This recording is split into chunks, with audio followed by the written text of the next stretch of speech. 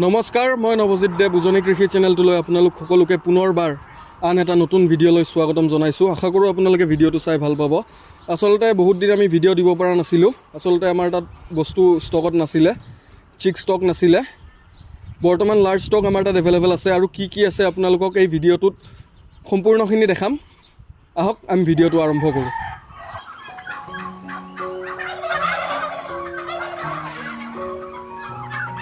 এইবিলাক আপোনালোকে দেখিবলৈ পাইছে স্ক্ৰীনৰ আগত আমেৰিকান ৰয়েল টাৰ্কি, গোটেইখিনি এডাল্ট অৰ্থাৎ ডাঙৰ কণী দি আছে। এইবিলাকে এইখিনিয়ে আমাৰ ব্ৰিডাৰ হয়। আৰু এইখিনি স্ক্ৰীনত আপোনালোকে দেখিবলৈ পাইছে গিনিফল অৰ্থাৎ বহুতে তিতিৰ চৰাই বুলিও কয়। গোটেইখিনি ব্ৰিড ইয়াতে এভেইলেবল আছে, গোটেইখিনি কালাৰ এভেইলেবল আছে। এইবিলাকো আমাৰ গোটেইখিনি ব্ৰিডাৰ কণী দি আছে বৰ্তমান। আৰু এইটো আপোনালোকে দেখিবলৈ পাইছে খুবেই এটা ধুনীয়া ব্ৰিড, ব্ৰাহ্মা চিকেন বুলি কয়। বহুত ধুনীয়াকৈ আপোনালোকে এইটো ফ্ৰী ৰেঞ্জিং কৰি অৰ্থাৎ খাদ্য খৰচ কমেৰে পালিব পাৰিব এই চৰাইটো। আৰু এইখিনি হৈছে আমাৰ ফাৰ্মৰ পুলিচ কেপ কুকুৰা। এইটো এটা খুব ৰেৰ ব্ৰিড হয় আৰু দেখিবলৈ খুবেই ধুনীয়া।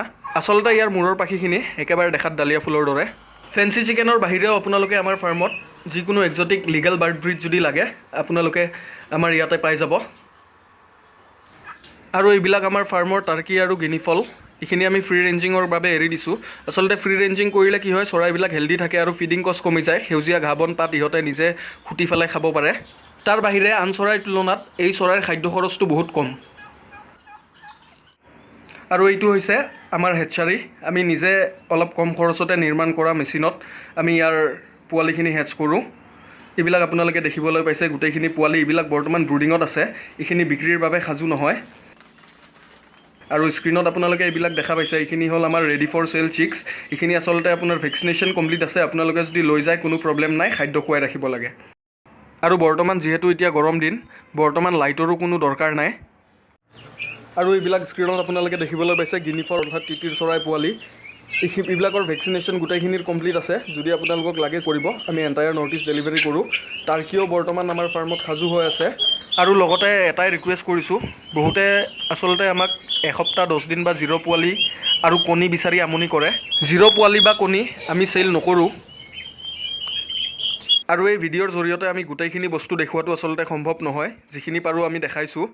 যি প্ৰজাতি আমাৰ তাত বৰ্তমান এভেইলেবল আছে। আৰু আমাৰ তাত চব সময় বস্তু ষ্টক নাথাকে।